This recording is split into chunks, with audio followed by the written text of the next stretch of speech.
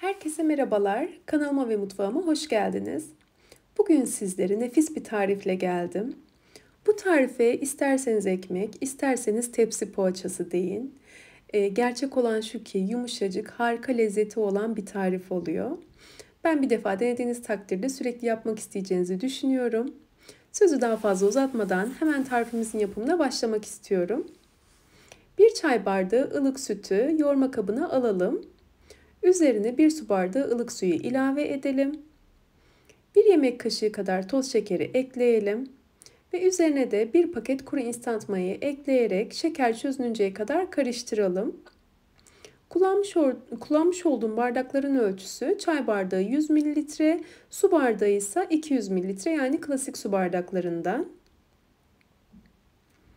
Ardından içerisine 2 yemek kaşığı kadar sıvı yağ ilave ederek şöyle bir karıştıralım. Bu aşamada uzun bir şekilde karıştırmanıza gerek yok.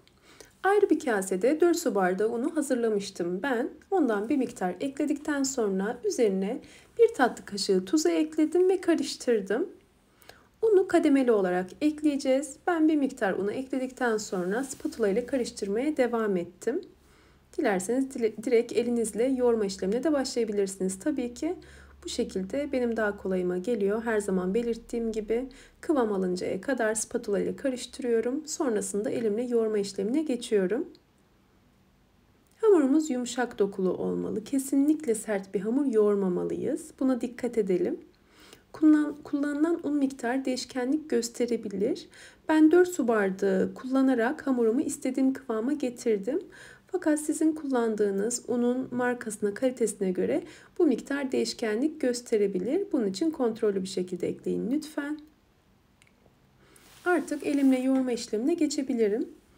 Daha rahat yoğurduğum için ben malzemeleri tezgaha aldım ve tezgahta yoğurdum. Sınırlı bir kapta yoğurmak daha zor oluyor çünkü. Hamuru toparlayacak kadar yoğuracağım. İlk olarak, sonrasında toparladıktan sonra da bir müddet yoğurmaya devam edeceğim ki hamurumun dokusu güzelleşsin.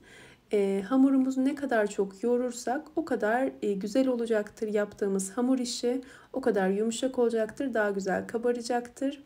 Bunu da her seferinde belirtiyorum. Hamur işlerinin en önemli püf noktalarından biri hamurun güzel bir şekilde yoğrulmasıdır. Çok hafif, ele yapışan bir kıvamda olacak hamurumuz. Eğer çok fazla yapışırsa tezgaha çok hafif un ekleyerek yoğurma işlemine devam edebilirsiniz. Ben öyle yapacağım. Çok az miktarda un ekleyerek yoğurma işlemine devam ediyorum. Zaten yoğurmaya devam ettikçe hamur kendini bırakıyor. Daha özlü bir hamur olduğu için daha tok bir hamur oluyor. Ve cıvık da olsa yapışmayı kesiyor hamur bir süre sonra. Birkaç dakika boyunca bu şekilde yoğurmaya devam edeceğim ben. Çok da uzun bırakmak istemiyorum. Bu kısımları keseceğim. Hamurumu birkaç dakika boyunca güzelce yoğurdum. Ve yoğurmaya devam ettikçe kıvamındaki değişiklik de gözle görünüyor. Yakından siz daha iyi anlarsınız şimdi. Artık hamurumu mayalanmaya alacağım. Az önceki kabın içerisine hamurumu yerleştiriyorum. İlk olarak üzerini streç filmle kapatıyorum. Ardından üzerine bir örtüde örterek 1 saat kadar mayalandırıyorum. Bulunan ortamın sıcaklığına göre bu süre değişebilir tabii ki. Hamurunuzun hacmi 2 katına çıkıncaya kadar mayalandırın.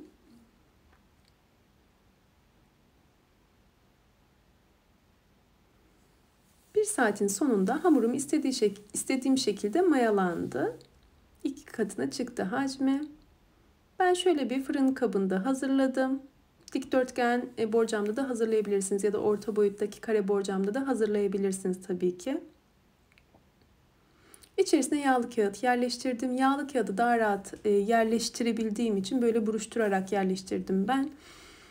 Dilerseniz içerisine sadece yağlayarak da hazırlayabilirsiniz tarifi. İlk olarak hamurun havasını alıyorum. Sonrasında hamurumu tezgaha alacağım. Gördüğünüz gibi biraz ele yapışıyor. Yani kesinlikle sert bir hamur değil ama aşırı cıvık da bir hamur değil aynı zamanda. Bu kıvamı yakalamamız önemli.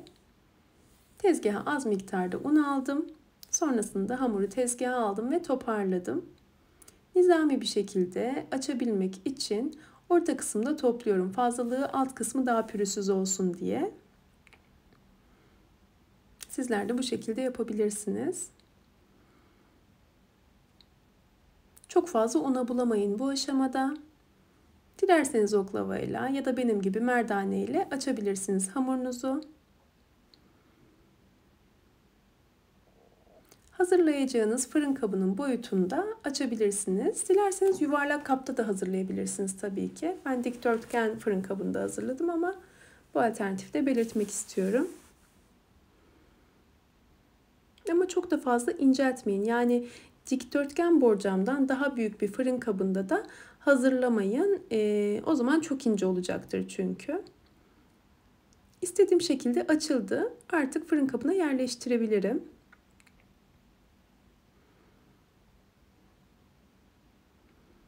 Fırın kabına aldıktan sonra her yerine eşit miktarda gelecek şekilde hamuru yerleştirmeye çalışıyorum.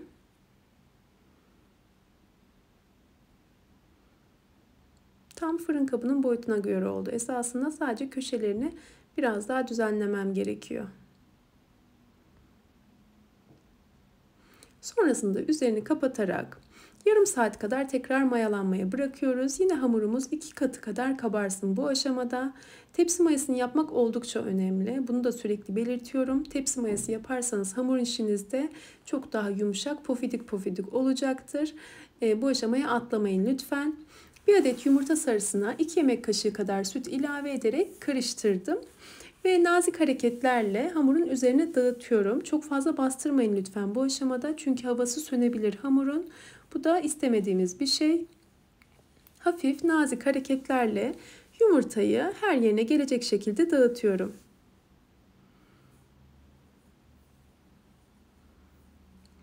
Sonrasında çatalla görmüş olduğunuz gibi bastırıyorum belli noktalarına. O kısımlar diğer yerler kadar kabarmayacak. Hoş bir görüntü olacak sonrasında.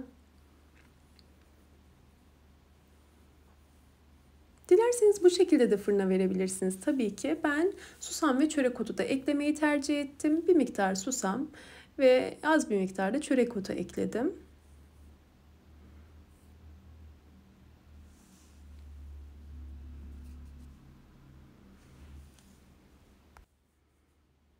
Diğer tarafta fırınımı 200 derecede ısıtmıştım ben. Önceden ısıtmış olduğumuz 200 derecelik fırında pişireceğiz. Ortalama 25 dakika kadar sürede istediğim şekilde pişti. Pişme süresi de fırından fırına farklılık gösterebilir. Buna dikkat edin. Bu şekilde kızardıktan sonra fırından alabilirsiniz. İlk sıcağı çıktıktan sonra ben servis etmek üzere yağlı kağıttan ayırdım. Sizlere şimdi yumuşaklığını, iç dokusunu göstereceğim. Gerçekten şahane oluyor. Şimdi yumuşaklığını yakından görünce daha da iyi anlayacaksınız dilimledikten sonra. Bıçakla şöyle bir dilim keserek sizlere yakından göstereceğim şimdi.